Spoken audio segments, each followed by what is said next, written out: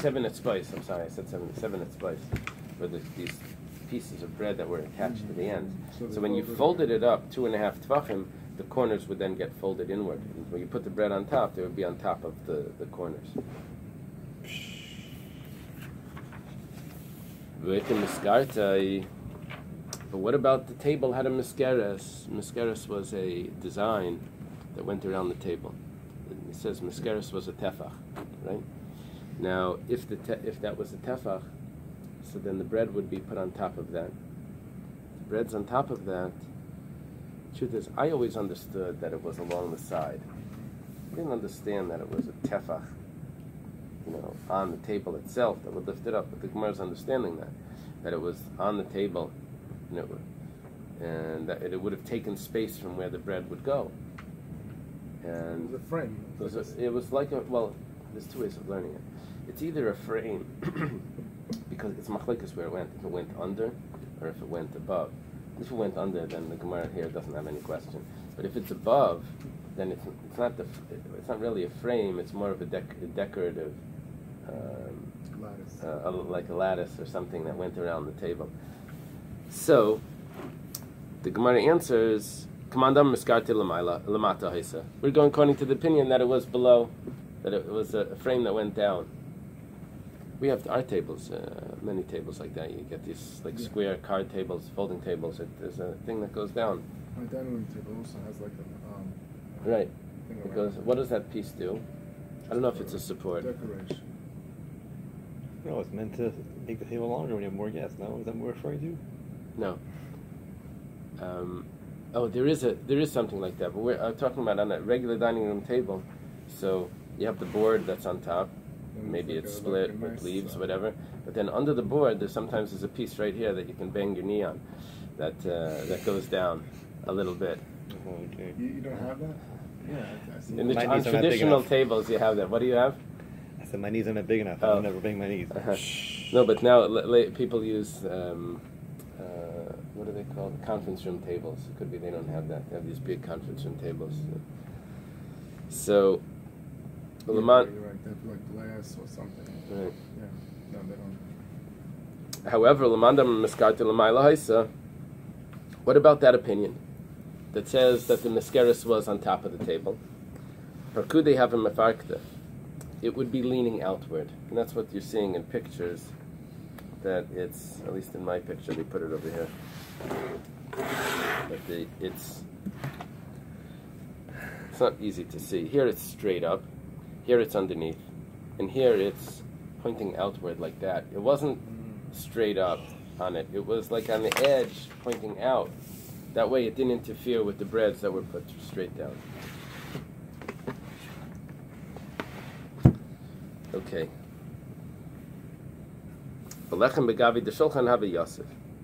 And the bread was placed directly on the table, not on the miskeres. And now we bring a machlekes regarding where the miskeres was. Kedetanya.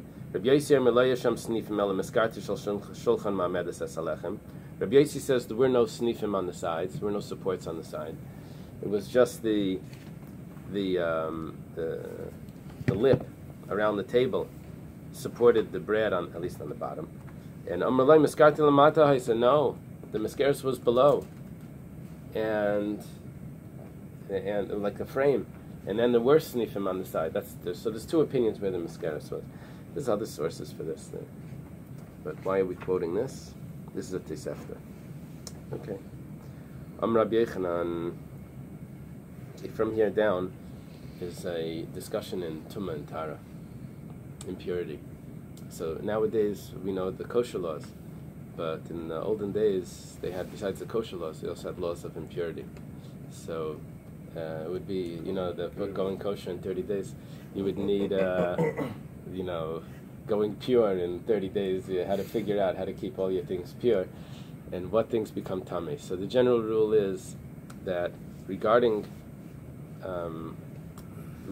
wood, if it's a receptacle, then it becomes tamei. A wooden bowl could become tamei.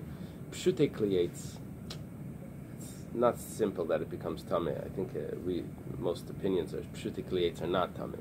If it's just a board, it's not a plank, it's not tamei.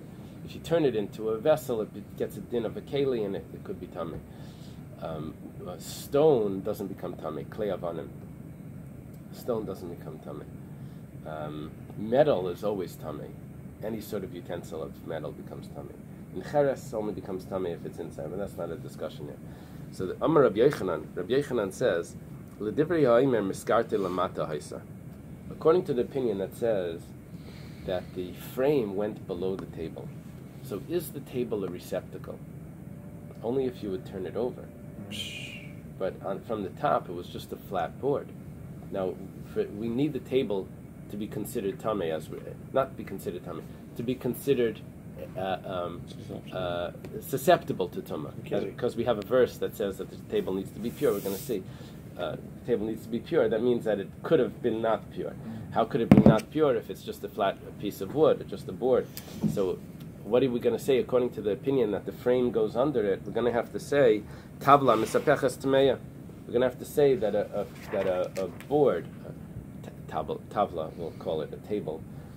It's really tabletop that could be turned over, used on both sides, is going to be tamei. That's how Rashi learns. A tabletop that could be used on both sides. Why does it have to have a lip to be usable? This table doesn't have a No. lip. It's perfectly No. usable. No. We're talking about is it a receptacle that you can put something in that it has to be able to retain water. Contain. It doesn't have to be water, but it has to be that it can contain something. So if there's no frame around it, if there's no lip. The other commentators aren't saying that it has to do with a board that could be used on both sides. It's tamei. They're saying that the fact is when you turn it over, it has a receptacle on the other side, and that makes it tamei, even if it's facing down. However, according to the opinion that says the miskeres was on top, tavla misapeches tibayilach. We don't know what the halacha is about a tavla misapeches, a tabletop that turns over, because we're not discussing that here. This is a tabletop that has a frame on the top. This is tamei even before we start. So what's going to be over there? We're going to have a question. Michlal. This implies the shulchan bar kibuli tumu, that the shulchan is susceptible to tumah. 1 second. Klietz asur l'nachasu. This is a klietz, even if you say it's a vessel, but a wooden vessel that's not moved. For example, a big cabinet that's that you keep all your things in it. Armoire, what do they call it? Armoire. You keep your things. You don't move that. Or a big closet that's made out of wood. You don't move it. If you don't move it, it's not made to be moved. It's not mekabel tumah. My time. What's the reason why we're saying this halacha? Because dumya de sak ba'inan. Because it needs to be comparable to sak. The word sak was used in the pasuk. It says mas sak, just like a sack. Metaltel mali v'reikan could be moved, whether it's full or whether it's empty. Afkol metaltel mali v'reikan. We need something that's metaltel, that's moved. Those are things that are tamei. Something that's, whether if it's built in, that's not tamei. But even if it's not built in, but it's just not moved, that's considered like it's built in. It's immovable, and it doesn't become tamei. So the Gemara says shulchan ami metaltel. The shulchan is also moved. Mali v'reikan, full and empty. I don't know why it has to say full and empty. Kid Reish Lakish, like Reish Lakish says. Dam Reish Lakish, as Reish Lakish says. My diksiv, what does the verse say? Al shulchan atar, on the table that's pure. Tar machlal dekatame. We say that it's pure. It must be that it could have been tamei. Malamed, this teaches us. Shemagbi and I say loyla regalim, that when people would come for the holidays, they would take the table, umarin by lechem, and they would show the bread to everyone. They would lift the table up. How hard would they lift it up? I don't know. Crazy. But they had to remove it from the Kodesh? No. Or They must have taken it to the front door. So people could see through the door. Okay. Maybe. Let me see if it says over here what they did.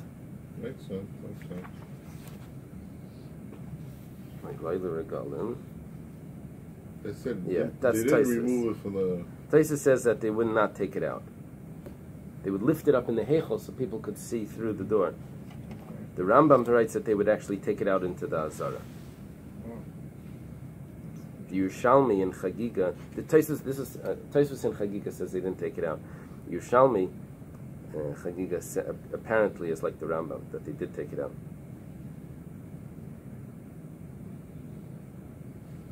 So if it became Tamid, then they'd have to put it in the mikveh. So Yeah. how does what's the connection of Rish Lakish HaShulchan Aruch to Eily Regalim? What we're saying is, Rish Lakish is saying that if a table top is never moved, so even if there's a table that's never moved, so it's considered kliyetz asur lenachas. Kliyetz that's immovable, stationary, good, and it doesn't become tamei. But they did move it. So now we're saying no, it's not kliyetz asur lenachas. It's a table that was moved. And when did they move it? Well, 3 times a year they moved it. They would take it up and show the people. Look at how beloved you are, people, in front of Hashem, that He keeps your bread fresh. Kedivri Rabbi Shua ben Levi, like Rabbi Shua ben Levi says. Dam Rabbi Shua ben Levi. Oh, this is a good thing. The yeshivas, at least in my days, they would always give you the stale. They would all give you yesterday's bread. So I'm not giving you the fresh bread tomorrow. You're not gonna. If I give you the fresh bread today, yesterday's bread that's not finished is not going to. They would always give you that. So this is chibaschem, and so you get the fresh bread. The stale bread we'll use for the French toast. Neis gadol nasa b'lechem apanim. There was a big miracle with the showbread. Siluka kesiduri, that the way they took it off was when they exactly like they arranged it. Shenemar losum lechem cham b'yomi lakchay, to put on the bread. Warm bread, like on the day that they took it off. That means it was still nice and warm. It was still fresh when they took it off. Why were they worried about it getting moldy? I mean, obviously miracles have been taking place here. Yeah, they weren't supposed to do anything that would be totally relying on miracles. They're supposed to set it up in a way that you don't rely on miracles, and then Hashem performs the miracle. It's like business. You know, you put in your efforts, and then it comes from somewhere else. Amen. Okay. The Gemara asks, why are we getting into all of this? You're saying the table is wood and you have all of these issues. The fact is that the table is covered with gold. Gold is a metal. And metal also becomes tamid. Metal becomes tamid. And there's a discussion in the Mishnayos how to view the covering of the plating. Do you view what's inside of the view, or do you know, if you have 2 different materials, which one is the laws of, is it wood inside and metal outside? Do you view it as a metal vessel, do you view it as a wood vessel? Because the laws are so different with that. So Milay Tanan, was it not taught in the Mishnah, Hashulchan va'dulvaki? I need Eily. Dulvaki is a table that was used in Delphi. Delphi was a city in Greece, like Philadelphia. Delphi must mean brothers, right? Philadelphia is brotherly love. So I think that Delphi was the place. We shouldn't mention this. They had avodah zaros over there, the oracles and all of that. I thought Dulpaki is the guy who's doing the money. No. Changing money. Like it was a shulchan maybe.